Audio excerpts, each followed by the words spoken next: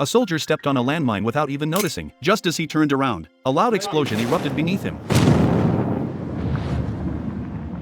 The comrade behind him instinctively took a step forward to help, but with a click, he too had stepped on a landmine. The man froze on the spot, afraid to move a muscle. His whole body trembled uncontrollably, unsure of what to do. Then came a blood-curdling scream that jolted him back to reality. Only then did he realize his friend's lower legs had been blown apart, bleeding profusely. The situation was dire. To save his friend, he was ready to lift his foot and take the risk. He wanted to jump over and bandage the wounds, but his friend didn't want him to become a cripple too. So he said, "Live on, brother." And then, he fell silent forever. The man broke down, crying out in despair, but his instinct to survive kept him frozen in place. All he could do was scream helplessly. A long time passed before he calmed down. He decided to carry his friend's last wish and try to survive, but stepping on a landmine in the desert survival was easier said than done. He raised his arms to keep balance, retracted one leg slowly, then carefully knelt down on one knee. He took out a dagger and tried to pry the mine from the side, but it was buried too deep. The knife was stopped halfway. He sighed helplessly and had to think of another plan. He tied his shoelace to a tool axe, then used his gun strap to extend its length. He stood up cautiously and tried to hook the radio a few meters away, but as he pulled, he lost his balance. Luckily, he reacted fast and supported himself just in time. If his foot had left the ground, the mine would have exploded. He held his breath, maintaining perfect balance. Only after a long while did he slowly pull the radio backpack toward him. Once he had it,